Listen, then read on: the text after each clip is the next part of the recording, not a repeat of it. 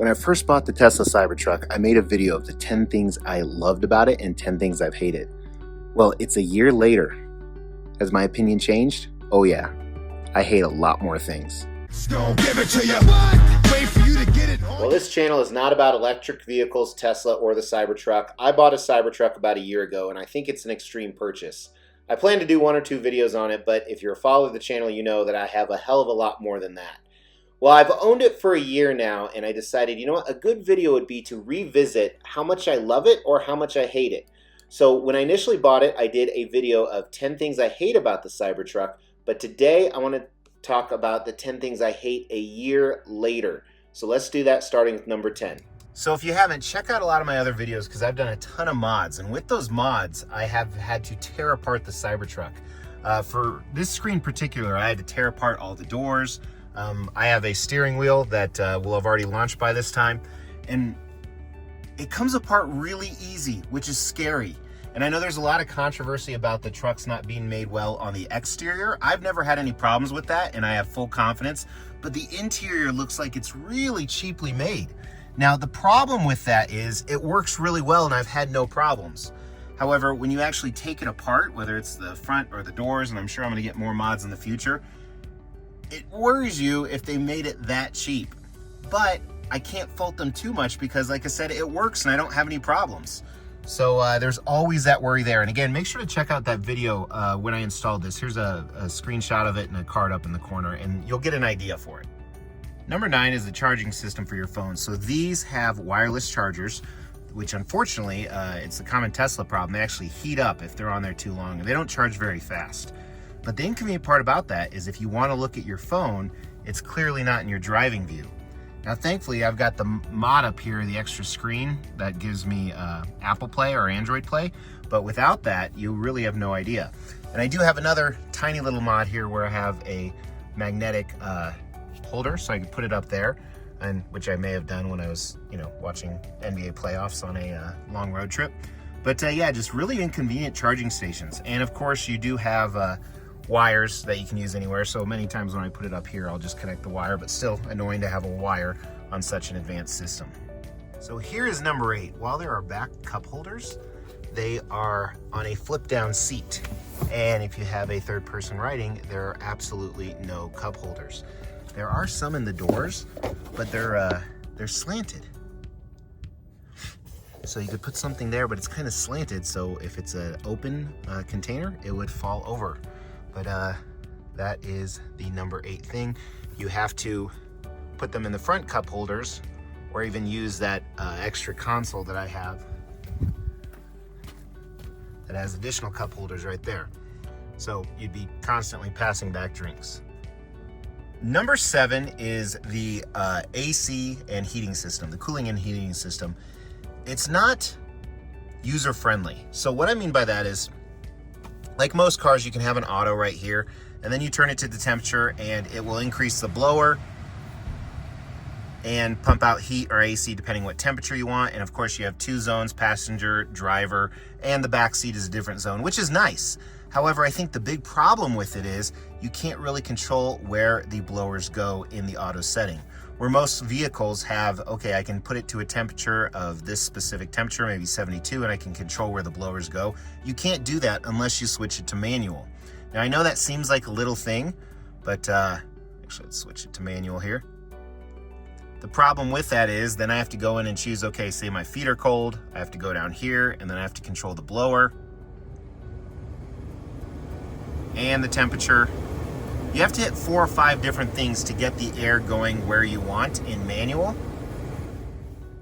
And using the auto, it doesn't really go. Now, they are smart on how they did it. For one thing I do like is when it's on, you can control where the air goes from behind the dashboard, but you cannot control where the air goes from down below, which is typically where I like to control heating temperatures. So I know this seems little, but for me, it's a huge pet peeve.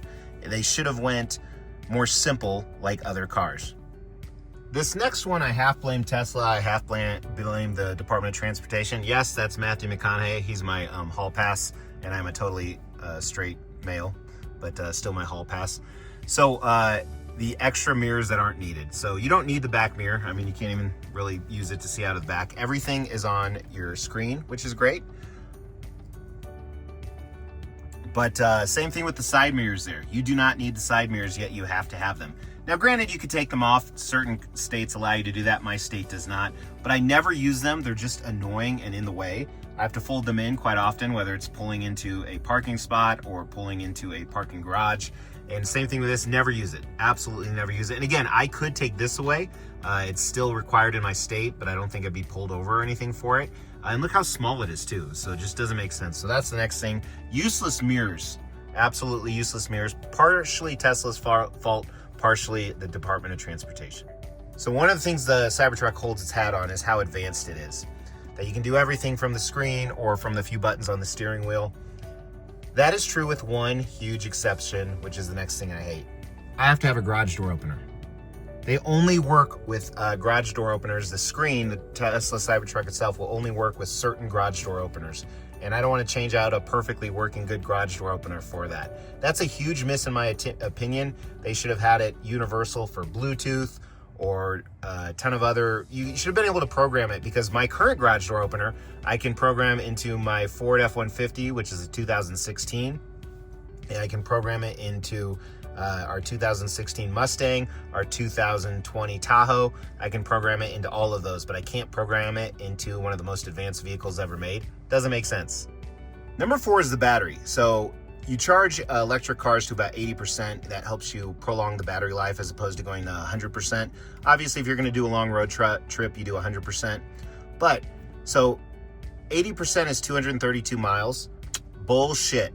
It's probably closer to 160, 170 miles, honestly. I can barely get 200 miles out of a full range here, and I'm supposed to get about 320. And that's not necessarily towing a lot, or not towing at all, or having huge elevations. So the range on this really is tough. Now, one could argue that's kind of an advantage if you're going on a long road trip. It's nice to get out of the car for every 2.5 to 3 hours. And the Cybertruck does have a faster charging mode built in. And when I'm filming this, they're starting to put that in different superchargers where you can charge full in 15-20 minutes. Right now, it takes about 45 minutes.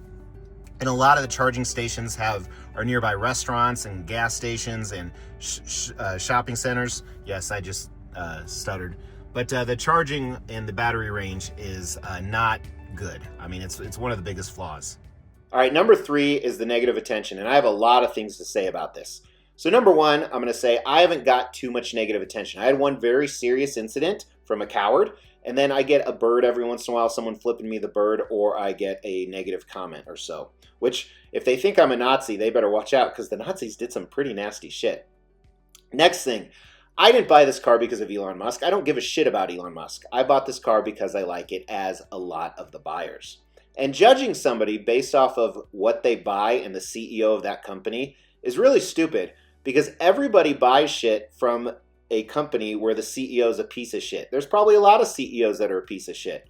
So if you're using the logic that you bought this from a company where the CEO is a piece of shit, you better look at all the stuff you're buying. Next thing I'm going to say, people who are doing this are cowardly. I would say keyboard warriors, but some of you are keyboard warriors. They're cowards.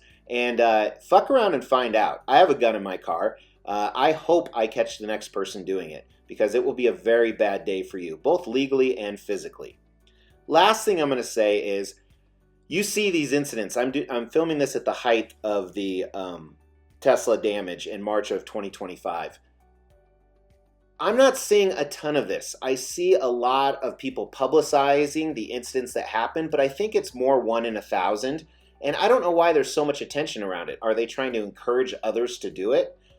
I don't know. The bottom line is, if you fuck with someone's car, you deserve to be punched in the face or worse. I would rather someone punch me in the face than fuck with my car, but that's just the most cowardly thing to do. And honestly, this is so illogical, it's not even funny. But that's my number 3 thing I hate.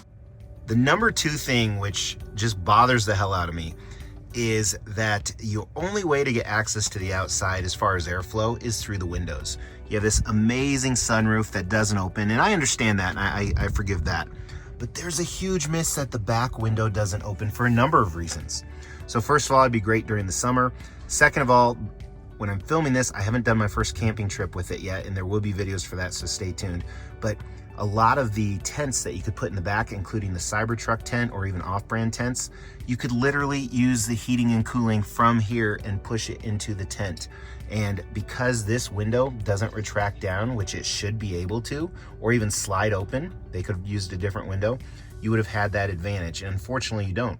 So, you know, one of the great things about camping with the Cybertruck is you have power, you have heating and cooling, but you really can't use it. But you could if that back window actually lowered. I think this is a huge miss, probably the biggest design flaw regarding, hey, this would be really cool if they had done this. The number one thing I hate about the Cybertruck is more on the exterior than the interior, but I wanted to show you the interior first here, is keeping it clean sucks, man. It is really difficult to keep it clean. And while it is leather and they have weatherproof matting, it's just rough. And this is the inside.